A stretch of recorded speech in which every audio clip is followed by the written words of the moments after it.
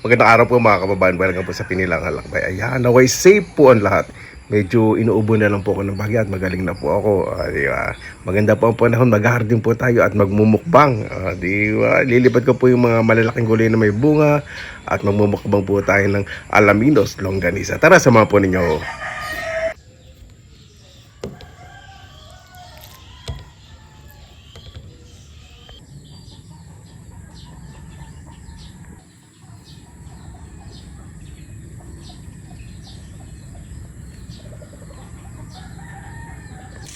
Yan po si Garfield, sobrang na-miss po ako.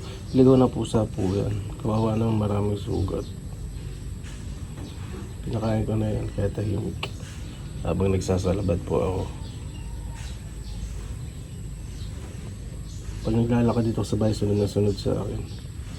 Tapos pag pinakain ko, yan, tabi lang siya. Pag natulog ako dito sa labas, dito sa tumba-tumba, ito lang po siya sa tabi ko, binabantayan ako. Tapos pag nasa loob ako, nasa terrace siya, minsan umaalis siya. Umaalis siya sa hapon eh, hindi ko alam saan nakatira eh. Pero umaga pa nandito na siya. Pag nandito po ako, minsan dito po yung natutulog. Hawa naman. Nandito lang ako natira sa Pilipinas, sa ampunin ko na to. Ayan, natutulog na po yan sa terrace kasi alam niya na dito lang ako. Ayan. Alagay po ka ng mga succulents po dito. Gardening po tayo ngayon. Diba? Hindi po ako makatiis. Pero hindi naman po ako nagbuhat po nito. Siyempre, meron po ditong mga gumagawa. So, ilalagay ko lang dito yung paglalagay po ng mga halaman. Hindi ko masyadong tatagtagin yung sarili ko. Nandito na po yung mga buhangin, graba. Nag-ayos na po yung mga gumagawa para po sa daanan po. Papakongkreto ko na po para si nanay. At saka si Papong punta dito hindi mahirap. Nalis na nanay, naka-wheelchair. Yung daanan pong semento, diretso po dun sa bahay nila nanay. Mula po dun sa terrace nila. O, di ba? Para hindi na po tatayo si nanay. Ako po sa wheelchair, pumunta dito. So, siyempre inisip ko si nanay. Siyempre si Papa inisip ko dahil nahirapan din po yung maglakad. At dito pa yung nabubulan na ako. Naayos ko po yung taniman nakin ng mga succulents. May gumagawa din po dun sa likod. Yan, ako po maglalagay dyan. Di ba? At yung mga sanga po ng mga mulberry, hindi ko po yung puputulan. Lalagay po ang talusok na kabayan para ihawi po dun. Luluto po muna ako ng longganisang alaminos. Na-miss ko. Ayan po yung ilalagay natin sa mga malalaking paso. Meron po tayong crassula o jade plant. Meron po mga echeveria. Meron din mga iba't ibang klase ng chocolates. Isang klase din ng echeveria. Ang ganda po, di ba? Ay, nako. Meron din po mga ibang succulents po dito. Gawin ko pong pang refiller. So, gagawin ko po, medyo ilalagay ko sa gilid dito. Kunin ko lang yung timba para mayroong pang sa lupa.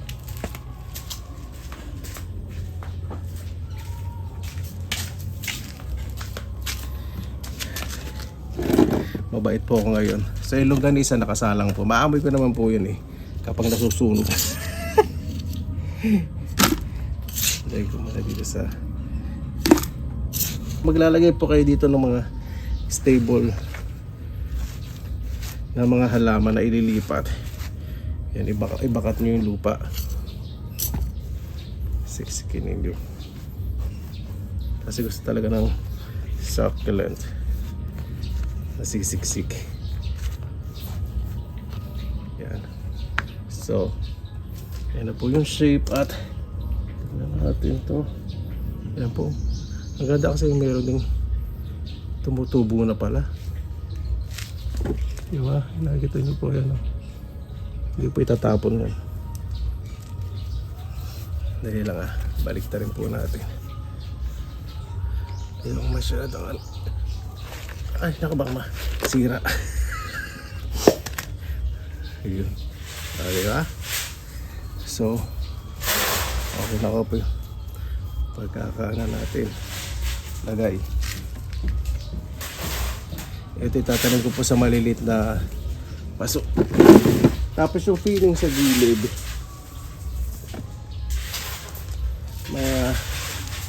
meron pong binigay sa akin libre ito. basang-basa kagabi sa ulan.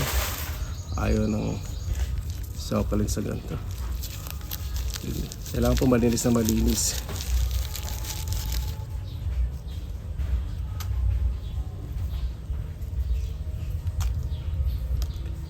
Lipat kayo walang damo. Siyempre pag bumalik po ako sa Finland,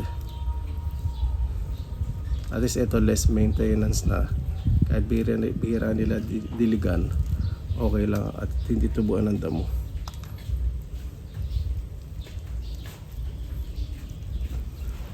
Sa pagantong feeling,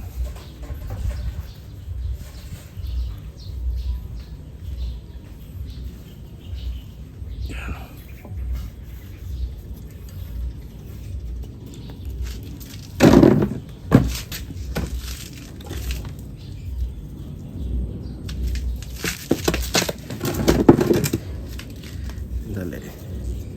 Dito ko dapat pala nalagay ito. Wait, mali. Tanggalin ko po ito kasi mas malaki yung isa space ng isa. Ito. Pupush po natin yung ano. Gusto po na succulent sa kanang mga cactus talaga. Medyo nagsisiksikan sila. Kaya kapag natatabunan sila ng buhangin, mas okay.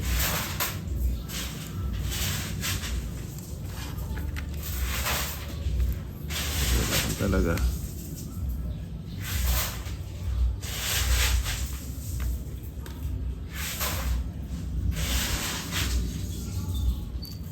Ito hindi ko po ito didiligan. Tapos yung kanina,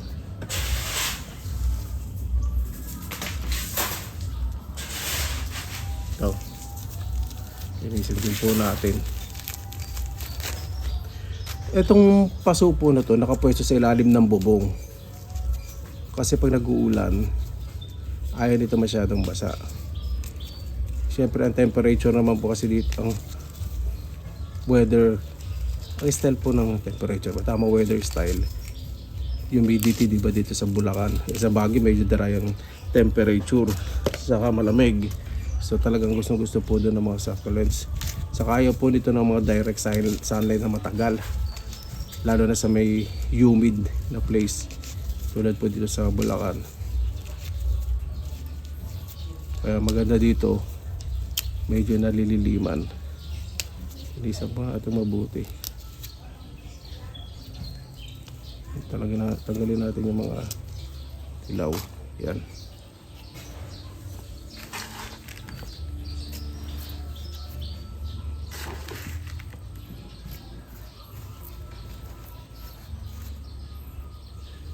Diba sabi, ano ba naman kuya, laki-laki ng paso mo, so okay lang talaga yung tinanim mo. Pag nag-overflow po ito, kasi dumadami po ito, ganda. Saka, ito gusto ko sabi. Diba? At saan kayo masaya? Yun ang sundin ninyo. Yun ang gawin ninyo. Huwag kayo masyadong mag-isip sa sasabihin ng ibang tao na bibisita sa bakuran ninyo. Bakit ganyan? Kaya nag-sabi, bakit? Ikaw ba nakatera dito? Sana magbibigay ng suggestion na maganda, di ba? Tanggapin ninyo. Tanggapin ninyo pagkakamali. Ito, hindi naman ako mabibinat dahil hindi naman ako nagbubuhat ng kung ano-ano. Wala naman sigurong 10 kilo itong mga halaman na ito, nilagay ko rin, di ba? Kaya siksikin natin mabuti. Lilinisin ko pa po yan bago ko lagyan ng iba pa. Nung napanood ko po sa YouTube si Laura Eubanks, saka syempre yung mga ibang Pinoy na nagtatanim. Pero si Laura Eubanks po ang daming tips na maganda. Ano po kasi siya, may-ari po ng isang, nakatira po siya sa California. So marami po siyang tip.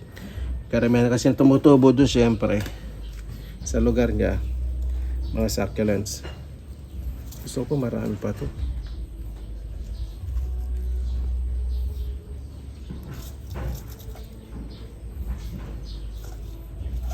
Ito pong sa kalinsa, gusto nito na arawan. Kaya ito po yung mga nasa edge, nasa gilid po ng paso.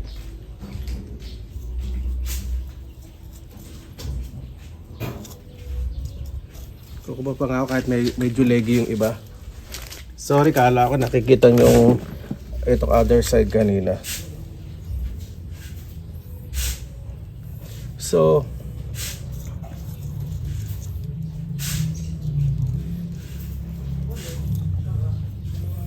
lalo na pag nag-overflow po dito sa paso na to. Naku, napakaganda nito. Tapos ito, ang laki. Ito di naman po masyadong lumalaki. Yung mga nilagay ko po. So ito yung lalaki talaga. Ito mga echeveria. Diba? Ayan, okay na po sa akin to. Masaya na po ako. Kukuha ko ngayon ng graba. Pipiliin ko yung medyo malilit ang bato. Ayan. Ito po ako ng ano. Graba. Isa-isahin ko po talaga. Para maganda yung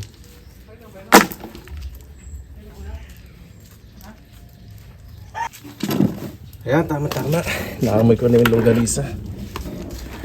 Kumanap po itong pag maglalagay po kayo ng mga pebbles, unahin nyo po muna yung mga nakadikit sa halaman. Huwag nyo naman po masyadong ididiin. Basta matatakpan yung lupa, yung visibility ng lupa. Kung meron kang maliliit na pebbles, mas maganda. Basta yung magandang tignan.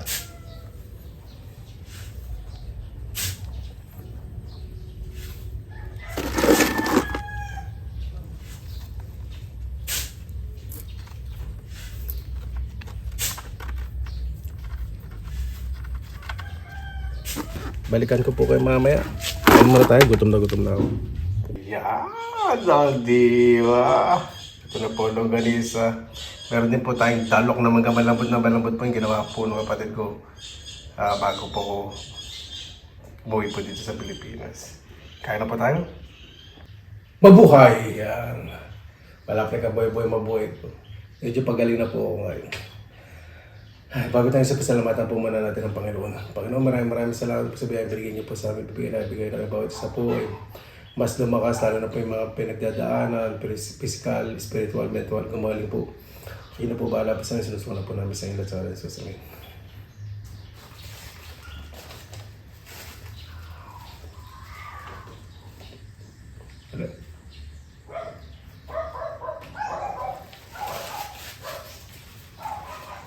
Kumain po kasi ako ng santol.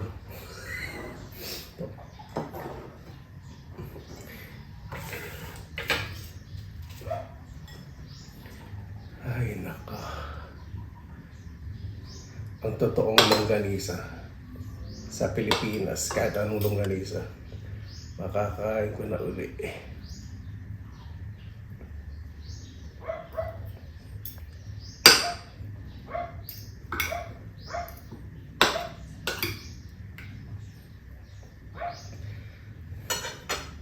Hindi mo na ako magmamantika. Medyo inog mo nga pala ako. Yung mantika na longganisa. Tapos ang dalok, naku po, partner na partner.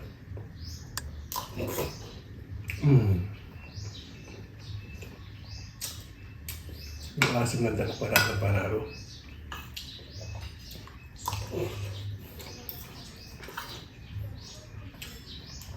Winner na winner. Itong binuro na kapatid ko medyo magulang na. Kaya may bunot. Pero napakasarap.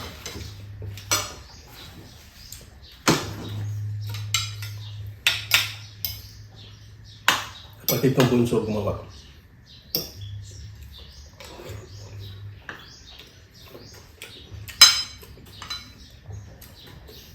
Kapag ang dalo ko po nakita ko may bula sa ibabaw, hindi ko po kakainin. Ginawa po ng kapatid ko malinis.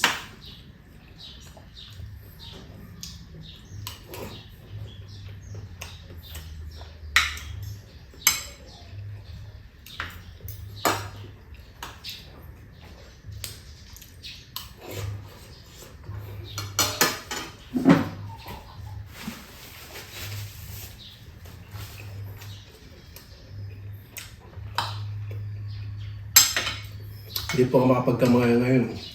Dahil tayo sa garden. Tutuloy po natin ginagawa ko mamaya. Gardening and mukbang po tayo today.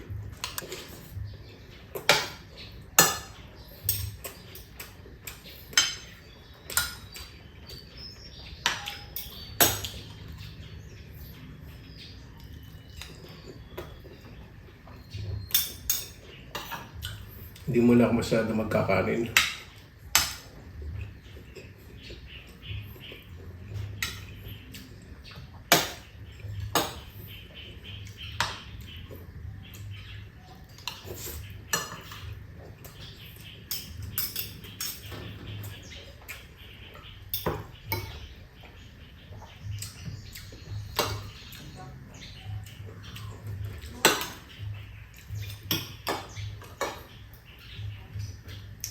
Tinatali.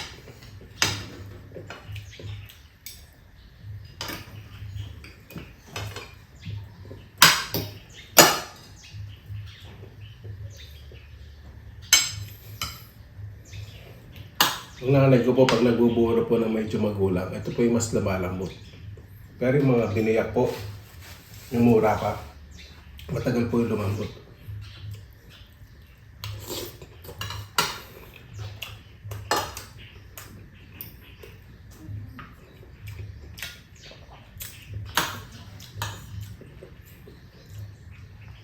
Painit. Parang niya pero hindi ka nakainit kasi umulan, nag-uulan po. Kaya isang hindi ka na masyadong kainit.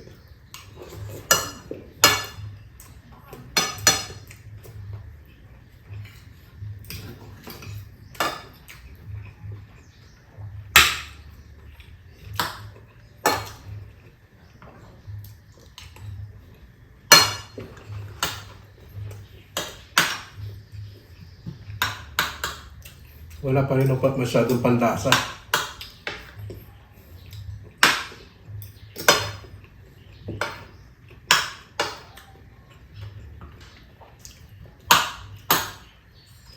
Masarap. Lalo, makabili sa isang araw, pritong galunggong, piprito ko sa talok na mga napakasarap.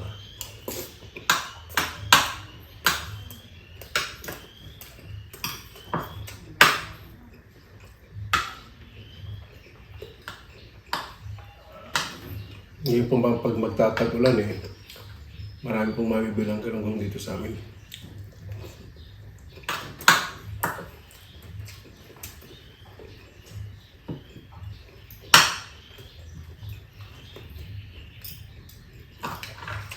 Titira ko si Garfield, yung pusang gala na pumunta isang longganisa. Kasi konti lang po kumain yan. Hindi masyado nagkakanin. Matanda na po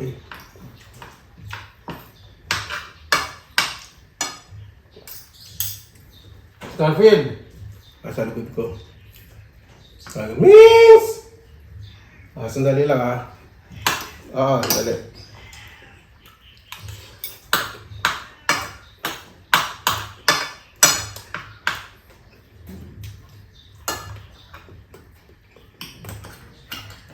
Binabantayan ako kahit saan magpunta habang nagtatanim po ako. Sobrang namiss ako. Namiss ko yung pusa niya kahit di sa akin. Ayaw ko mag-alaga ng hayop. Malulungkot po ako.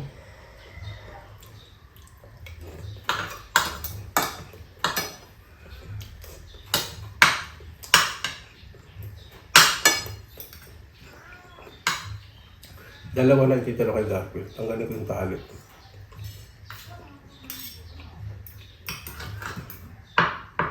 Isang kilo po ito longganisa. Pero pag naluto, siyempre, maraming mantika.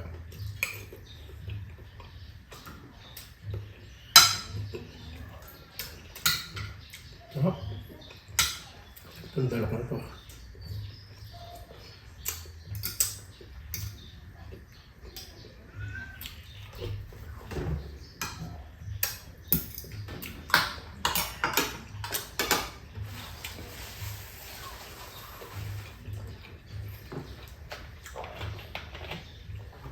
Tubig lang po yung lamig, hindi malamig.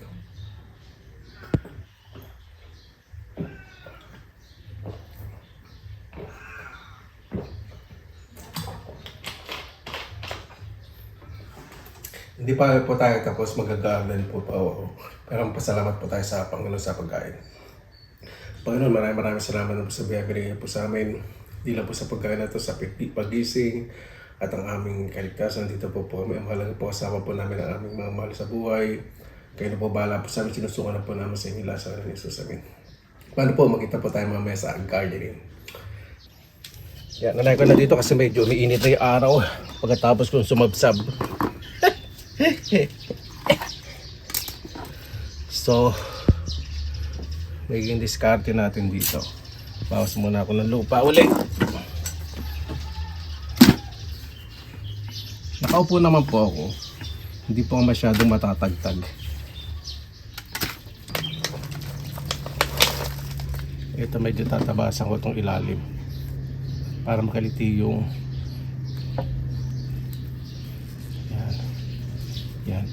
yan. Yan dapat ang position para maganda. Okay, tapos linisin natin.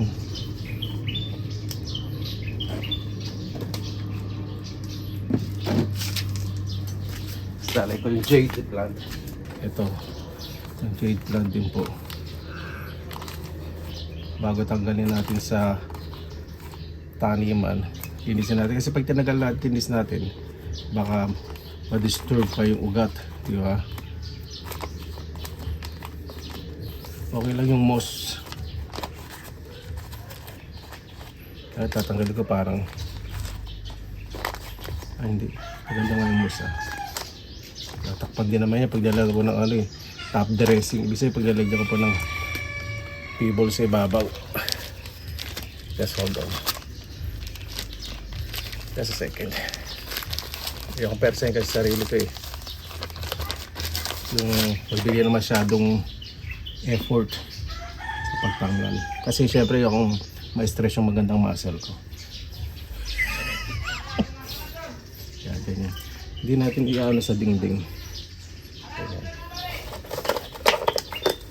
Then yung lupa, lagyan natin yung lupa dito sa pinagtanggalan kasi hindi pa maganda yung lupa, buwaghag. Yung lupa din naman ngayon mahal. Mga tao ngayon bumibili ng lupa pang garden. Maliban na kung nakatira kayo sa tabing bukid, sa probinsya, napakaganda ng mga lupa, di ba? Ito maganda rin naman po lupa, kaya lang sa mga ganitong maklase ng halaman na itatanim ninyo sa from Benguet to Bulacan, kailangan maging meticulous. Hindi yung tipong bumibili kayo magandang tignan sa paligid ninyo tapos magtataka kayo wala pang isang linggo tepok na. Saan lang yung pera ninyo? Kaya alamin po dapat lagi kung anong klase ng lupa ang itatanim. Parang sa mga kaibigan po yan Diba kinikilala ninyo bago nyo maging kaibigan. Yun nga lang, minsan kahit katagal na samahan nawawalang nga pa rin kayo. Sasunod tayo na po. Kilala nyo naman po ako pag nagtatanim. Paayos, tikuloso, malinis. Kailangan mabangis din ang dating yun. Nabalik ko lang po sa itsura. Sige na kuya, diretso mo na yun. Buisit ka na. Ito na. Impacta ka. Lagi mo kami na pagkaway lagi. Yan plant natin. Tapos dito, talagyan po ko ng feeling. Yung isang lagay po papasok. Ganyan. Pag nyo pong isasalaksak na parang gigil na gigil kayo na para kayong gustong ampasin ng 2 por 2, hindi ganun.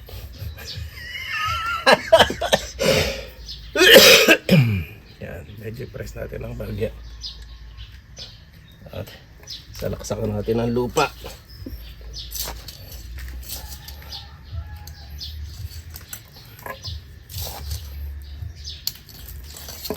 Ang succulents naman po, kahit tangkay lang po niyan o dahon, pag nadikit po yan sa lupa, wala po kayo sa akin, mag-uusbong po yan, lalo na sa Baguio. Kaya lang po. sa Baga, sa Benguet. Basta dun po sa banda na yun. May mga ibang saka rin sa kanila, di ba? Native lang sa kanila. Tumutubo sa kagubatan.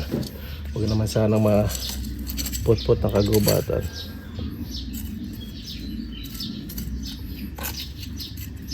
Yan. Kapain natin kung didikit yung lupa. Ayun, okay na. Ngayon, lagyan na lang natin ng top dressing ng pebbles. Kasi pag umulan, hindi aahon yung lupa.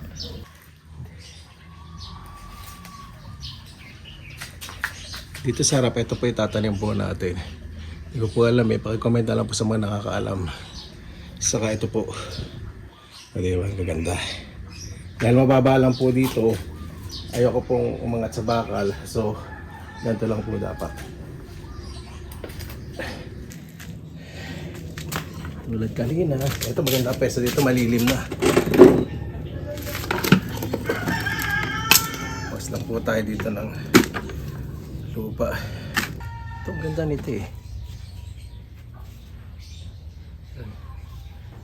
Dadaan-dahan para malabo yung lupa. Ano yung lupa? Ayan, ganyan po talaga dapat sa succulents yung lupa. Malabo.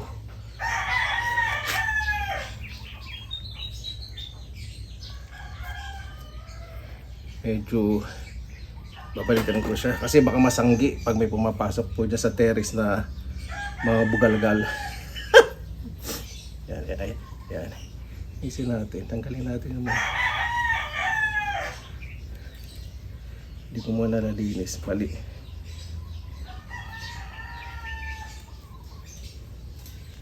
Ito pa medyo mahirap tanggalin sa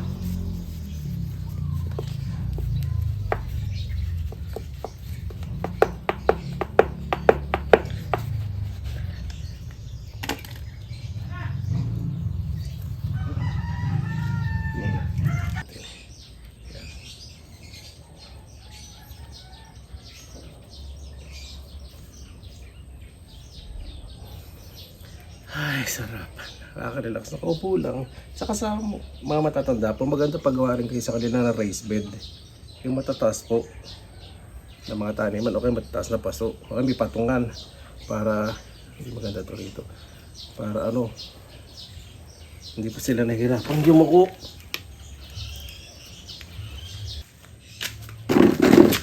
Ito mga gilid, yung lupa. Hayaan ko muna ng matuyo. Tapos pag inihipan ko po na bibigyan, mas madaling tanggalin.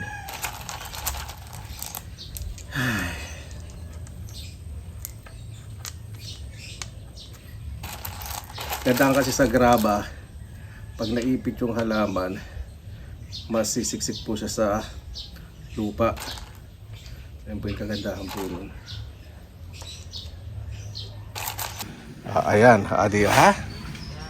Napakasarap pong tingnan. Ito, iskabahin ko po ito pag malakas-lakas na ako. So, mawala yung pag-green yan.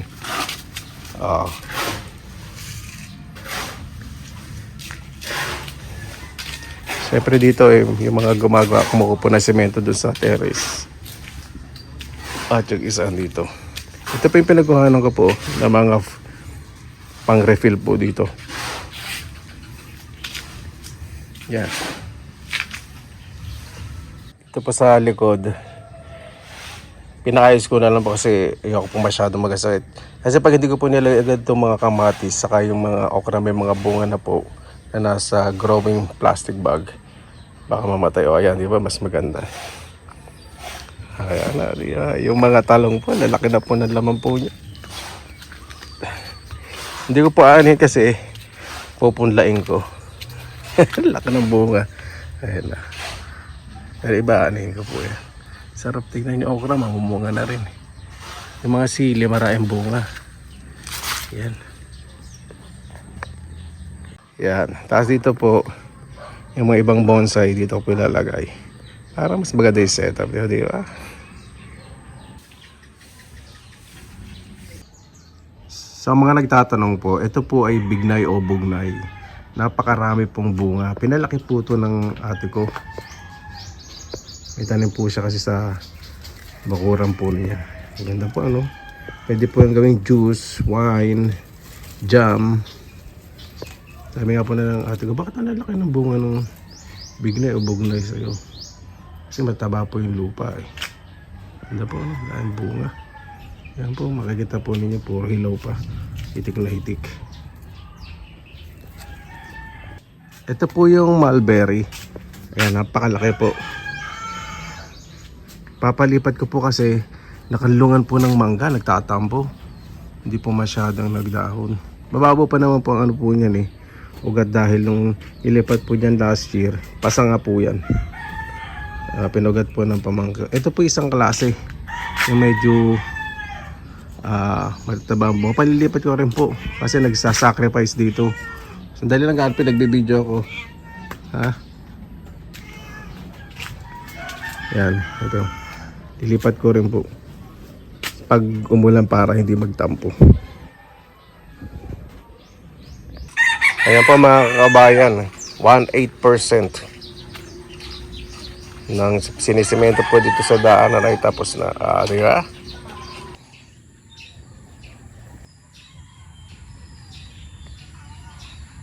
Maraming salamat na naman po sa inyong oras na inilaan sa Pinilaang Lakbay. Ayan, napakasarap po talagang kumilos ng tahimik. Pangalagaan po natin ang ating kalikasan dahil doon po nanggagaling lahat ng ating pangangailangan. Basta lagi po tayong positive vibes, good vibes. God bless, ingat po lagi, magandang araw. Laban lang!